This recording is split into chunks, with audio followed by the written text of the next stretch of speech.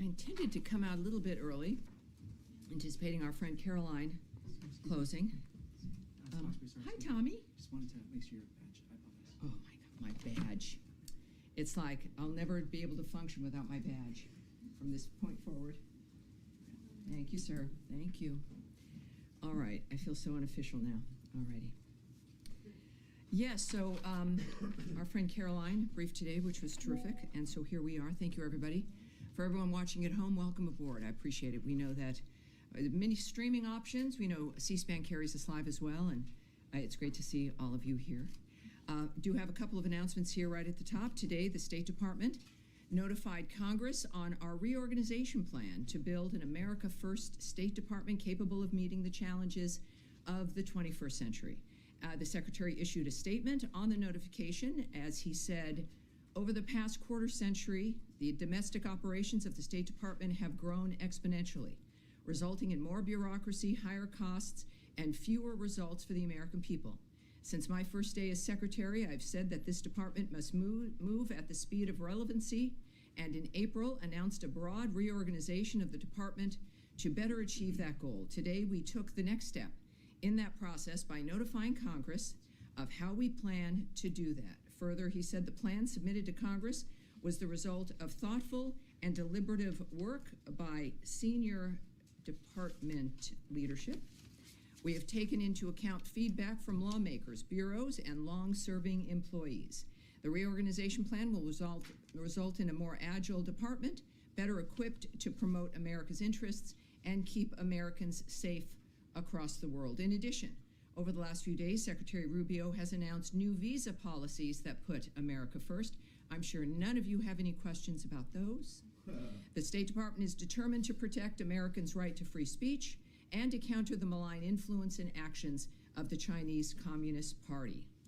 The bottom line, we are using and will continue to use every tool in our tool chest to make sure that we know who it is who wants to come into this country and if they should be allowed to come in. Every sovereign nation has a right to secure its borders and to make sure they know who is in their nation and if they are safe to be here. And finally, Secretary Rubio met with the North Macedonian Minister of Foreign Affairs today and his delegation. I had the pleasure of being at that meeting as well. The meeting underscored the strong relationship between the United States and North Macedonia and highlighted mutual interests in regional stability, economic cooperation, and NATO. They explored opportunities to expand the economic collaboration, which would include energy, trade, and investment. A fabulous delegation. It was a pleasure to meet them. And now it's a pleasure to see you guys again. Even though I've met most of you, maybe not all of you, taking your question. Matt? Yes. I know you've got a few things on your mind. Well, yes. So I assume you were being sarcastic when you said that I know none of you have questions. Of course, yes. About the Sarcasm is my favorite thing. So anyway, I do have a couple questions. Sure. So I'll keep them brief. On the visa policy, specifically as it relates to China and the Chinese students. Mm-hmm. The statement that came out last night was, it wasn't very specific, shall we say, about what affiliations with the Chinese Communist Party and what critical areas of study would be applicants for visas under those would be, would be subjected to more scrutiny. So I'm wondering if there is an answer to what is the actual, Chinese Communist Party affiliation that would make you ineligible for a visa, or what are examples of the critical areas in which we'll be subject to? Well, since starting here at the State Department in January, I've been impressed with a number of things, most everything, but also learning about the nature of the visas, and I've said here regularly, many people watching around the world might not know, is that we don't give details about what our methods are regarding visas. Of course, everyone is vetted. I think if you've gone through the process, it's about filing for a visa, and then you have to have a meeting. And you do it in your home country, your consulate, your embassy. And that's the process. So there is a vetting. There always has been. What we don't discuss, again, because of privacy issues, but also because it's different for each person, that there are a series of dynamics that can be applied, questions that can be asked, issues looked at, and we use every tool that we have to vet and to make sure we know who's coming in. In this particular case, The United States is putting America first by beginning to revoke visas of Chinese students as warranted, including those with connections to the Chinese Communist Party, as you mentioned, Matt, or studying in critical fields, and enhancing scrutiny of visas for all Chinese nationals, including Hong Kong passport holders. I will not be getting into the details, not only of what the details are regarding the scrutiny and the methods regarding the visa itself, but also when it comes to critical fields. I was rather pleased, having seen very often announcements that don't really give any information, and there's reasons for that, for national security, because there's negotiations, it's diplomatic, et cetera, or giving away the nature of how we choose to do things might give up our hand and make certain things less effective.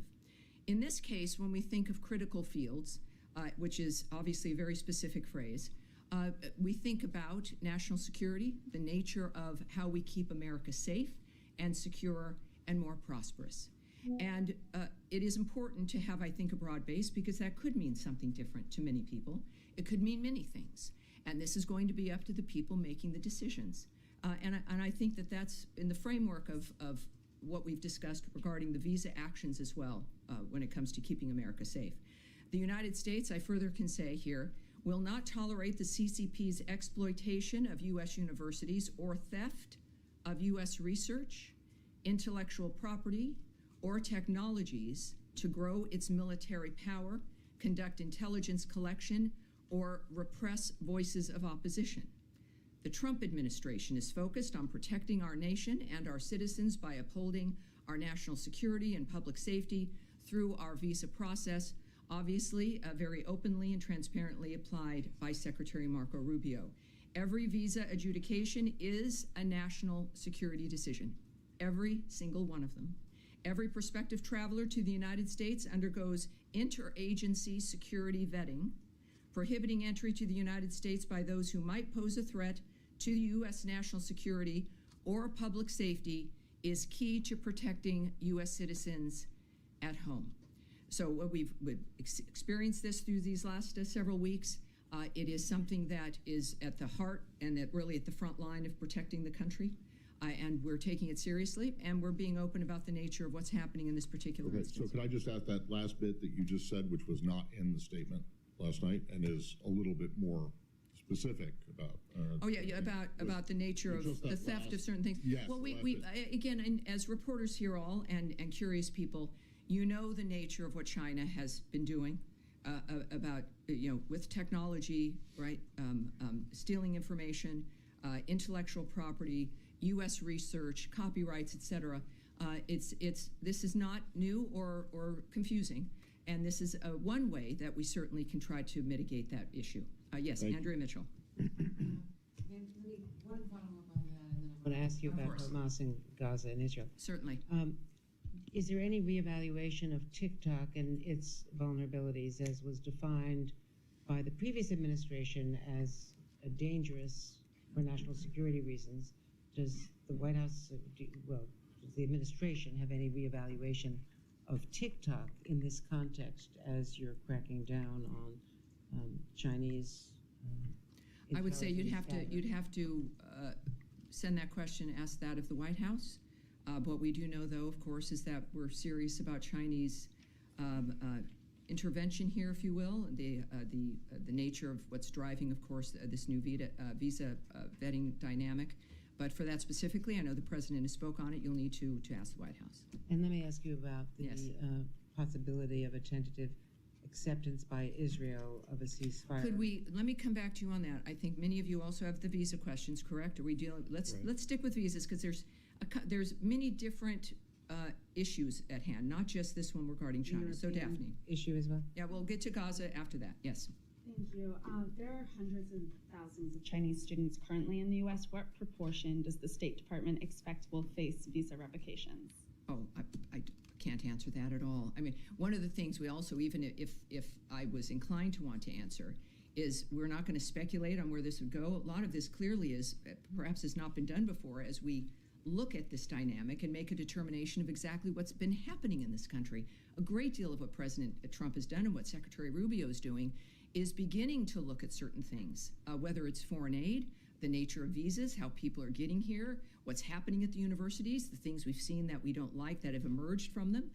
But I certainly would not hazard to suggest that the numbers matter. What the story is here is that the issue of being serious about safety for the country matters, and we're going to look at that at every single front.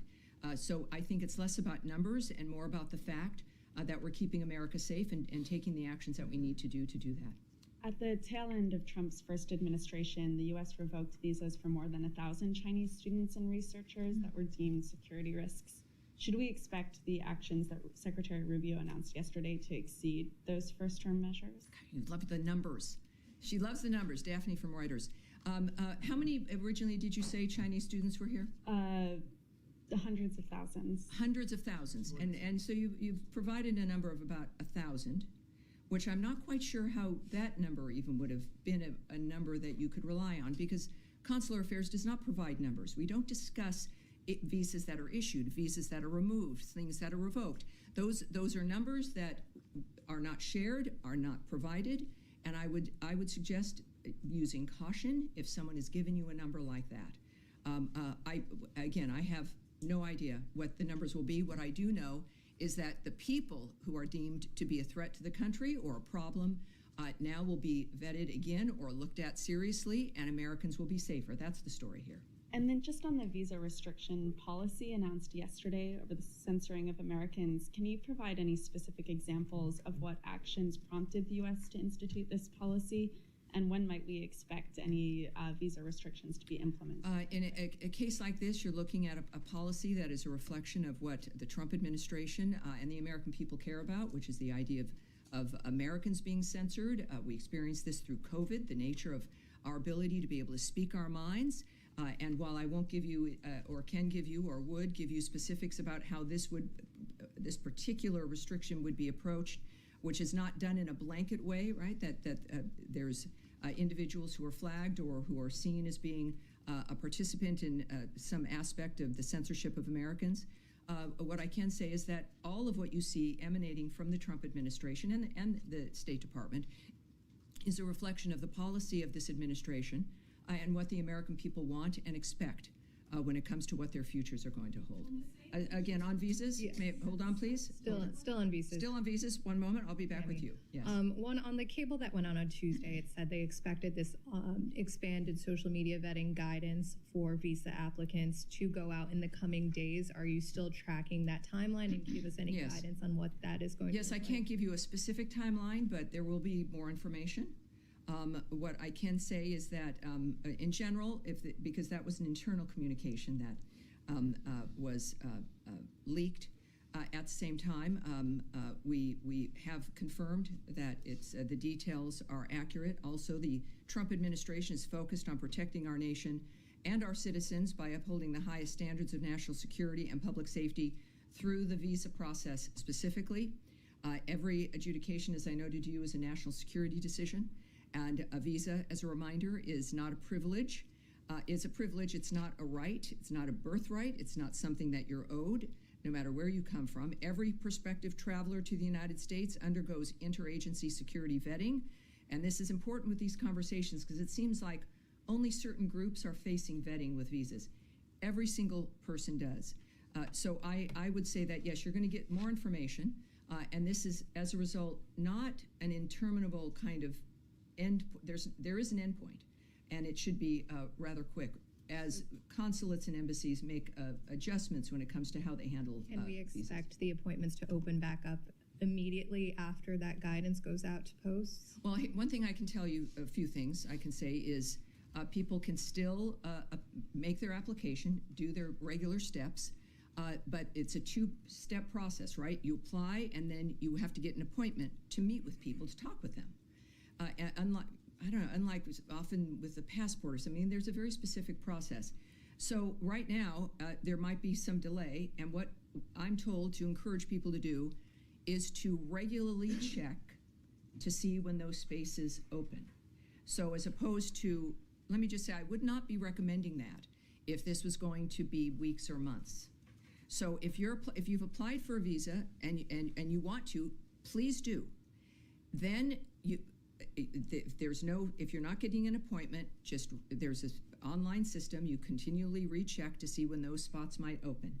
I can't tell you immediately after some, indeterminate moment of an action, but I can tell you that it's something that would happen perhaps sooner than later. And then one more. On Harvard, my understanding is that you are now reviewing all of the visas of Harvard-affiliated visa holders, not just students. Can you confirm that? And why is this broader review taking place? Do you expect it to impact medical professionals, for example, professors at the university?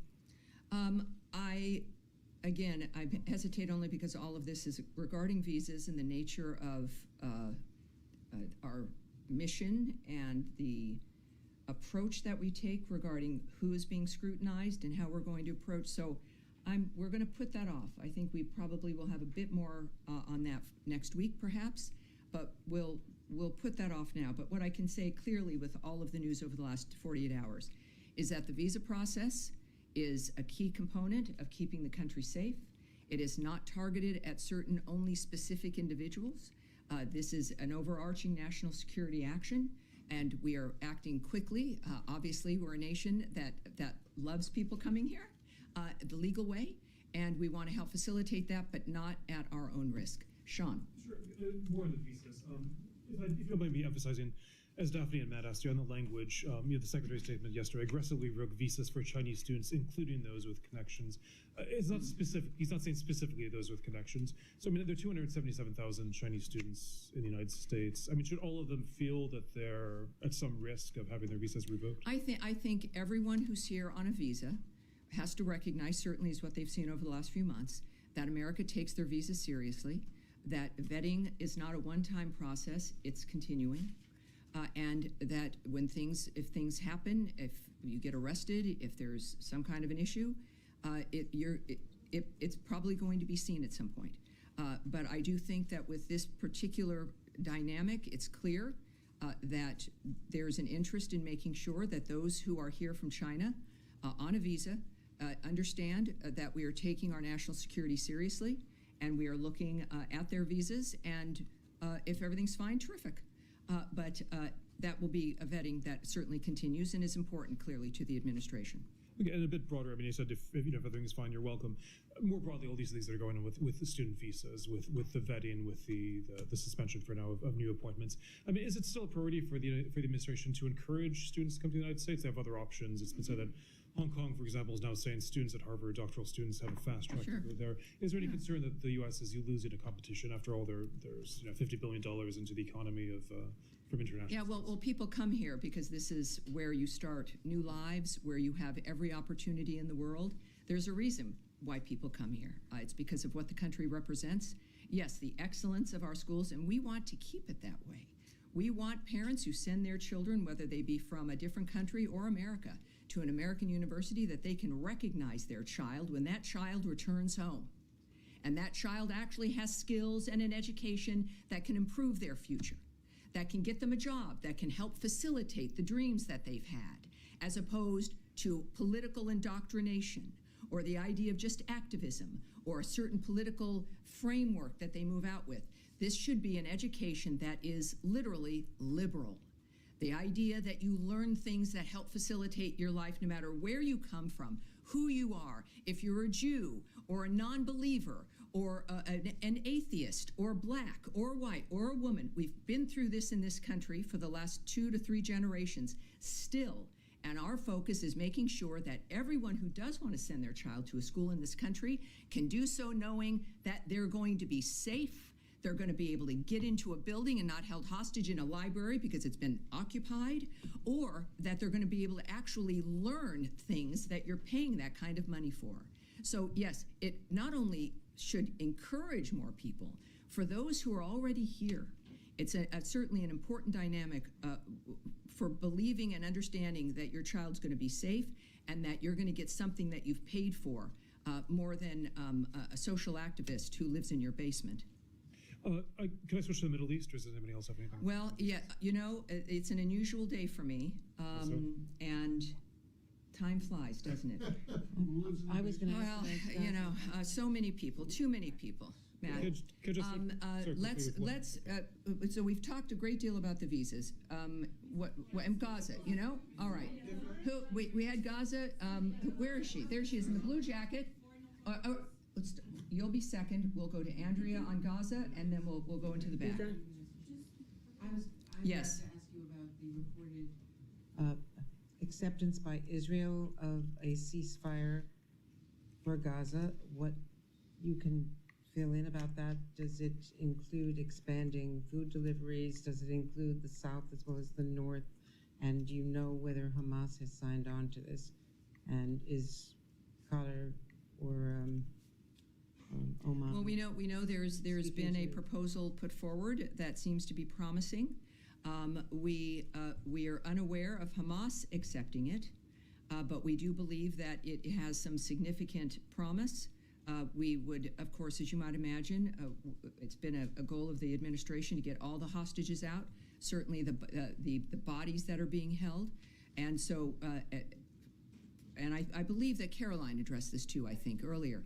Yes, so there is some optimism, some important optimism, but the aspect regarding Hamas and its position is unknown at this point. But I think that there's some optimism regarding what has been proposed. And was this, do you know if this came from Mr. Witkoff and Germer and the other envoys who were here from Israel this week? Well, I believe that certainly Special Envoy Witkoff, as he's been involved in most issues and our successes, but at this point, we're still waiting to get some kind of a final point put on that. Which would allow even more humanitarian aid to move in, and certainly the return of hostages and bodies. This is what we always are working on, and we're excited that this might be a good development. All right, Nadia. Thank you. I'm following up on Gaza again. Caroline just said now, actually, that both the Israelis and agreed to it, and they're waiting for. Yes, that's correct. So this is when we say this in optimism, it means Israel's agreed. All right, so we're in a very good position, I think. But as you know, the president said he wants to see an end to this war. Is this any U.S. guarantee that actually they're going to discuss the end of the war after the 60-day ceasefire? Because every time they reach that stop, and the ceasefire collapse is because. Well, the ceasefires don't collapse. Ceasefires are ignored by Hamas, and they're broken by Hamas. They don't just collapse under their weight. Every moment, though, even without a ceasefire and without agreements like this, there's the constant effort to get this heinous situation to end, and not just for the moment, not for the 60 days or 6 months. That is the hallmark of President Trump's vision. And what the secretaries worked for, what our special envoys have worked for. Special Envoy Witkoff could be, just like President Trump, enjoying a very comfortable life somewhere else. But these are men and women who've made this kind of commitment. So I would say that obviously the end goal is an end. But ending the murders, the slaughter, the carnage, and getting people what they need is key. And that, of course, you can't. It's different, and I think Zelensky had noted this as well, right? I mean, you can't talk about peace as you're being shot at and killed. I mean, it's one thing has to be able to lead to the other. Otherwise, it just doesn't make sense. All right. Now, in the blue, I've skipped you off, and are you on this part? I want to go back to the visa. Visa. All right. Let's get one more question regarding Gaza and yes, in Middle East. Go ahead. Okay. Go ahead. Yes, you go ahead first. We won't go right back. We won't go to visas. We've spent a great deal of time on that. Go ahead. Me? Okay. Yeah, go ahead. Yeah. I got a Gaza visa question rolled into one, so it's Jack. The Mahmoud Khalil case, the federal district judge ruling yesterday that while he found that Khalil gave insufficient responses to allegations that he omitted key information from his application, the judge also ruled that Secretary Rubio's determination that Khalil's activities would have an adverse impact on American foreign policy were unconstitutionally vague. Does the secretary have a reaction to that, number one? And number two, does it change the position or the tactic going forward? So again, let's just take that back for next week. I mean, I do want to get a direct response for you for that, but I literally have to go in a few minutes. And normally I would stay for as long as I could, but there's something I can't avoid. Okay. Yes. All right, we'll go to Russia, Ukraine. Yes? All right. Obviously, the Secretary connected with his counterpart in Russia yesterday. In their call, did Mr. Lavrov give Secretary Rubio any indication of whether and when this peace memorandum that Russia promised would materialize? President Zelensky is saying nobody has seen it, and Secretary Rubio has said it's an important indicator of how serious Russia is about continuing negotiations. So I'm wondering if you have an update. Yes, again, we've said multiple times that we're going to judge Russia based not on what they say, but on what they do. And right now what's happening is not good, right? You've heard that from the president. What I can tell you is Secretary of State Marco Rubio, in fact, did speak with Russian Foreign Minister Lavrov. Secretary Rubio welcomed, as we all did, the exchange of 1,000 for 1,000 prisoners, which happened over the weekend. That was arranged, I believe, while we were in Istanbul, Turkey. The Secretary reiterated President Trump's calls for constructive good faith dialogue with Ukraine as the only path forward ending the war. So that's what we're saying about the call itself, and we'll have to kind of leave that there. On the question of the good faith dialogue, Sure. Does the Secretary believe that what the Russians have offered in terms of these direct talks with the Ukrainians in Istanbul, is that being offered in good faith? We understand it's the same delegation that was dispatched last time. Is this actually going to move the ball forward, or is it a rehash? Right. Well, that's kind of, I think, at the heart of the current diplomatic dialogues and negotiations. And I won't characterize the Secretary's point of view or his approach. I think what he reiterated after this call, I think, speaks for itself, that he reiterated President Trump's calls for constructive good faith dialogue as the only way to end the war. So that was repeated in that call, and I think that speaks to the Secretary's position. All right, yes, sir, go ahead. May I just follow up on that? Can this good faith dialogue continue alongside military offensive? You've got to repeat that first part. This what? Can this good faith dialogue can this continue alongside military offensive? Well, obviously, we're going to find that out. Again, we're judging, and I think the president has judged Putin based on the nature of what was clearly extremely frustrating to him regarding the killing of civilians while talks are going on for a ceasefire. And it is that's a judgment that's going to come from the leaders of this country, the leaders, frankly, of the free world, of whether or not that's possible. And we're going to have to take that moment by moment in this case, I think. And are you guys involved into the second part of Istanbul talks? Are you part of it?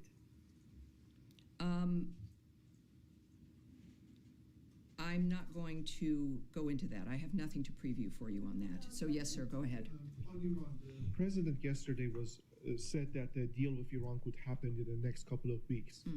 The Iranian foreign minister today on X said that media are speculating about an imminent agreement, but he's not sure we are there yet. Any reaction to what he said? Well, people are speculating because maybe somebody goes on radio and starts to speculate and starts to talk and starts to gossip. We don't do that. We've learned that discussing the details of something as sensitive as peace negotiations or a ceasefire does not help.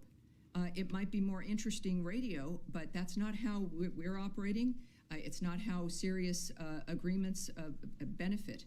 So I'm not going to comment on that. What I do know is that every report after our meetings is that it's that they've gone well and that progress has been made. Iran is at the table, and progress has been made based on the lines of President Trump, what his lines are, that there will never be a nuclear weapon, that there will not be enrichment. And we make progress every single meeting. And that, unfortunately, in our very strange short day, that is going to be it today. I know there's more, and of course, I'll see you soon, and you also know how to reach all of us. All right, thank you, everybody. That really is it. Thank you, appreciate it. Have a great day. Thank you.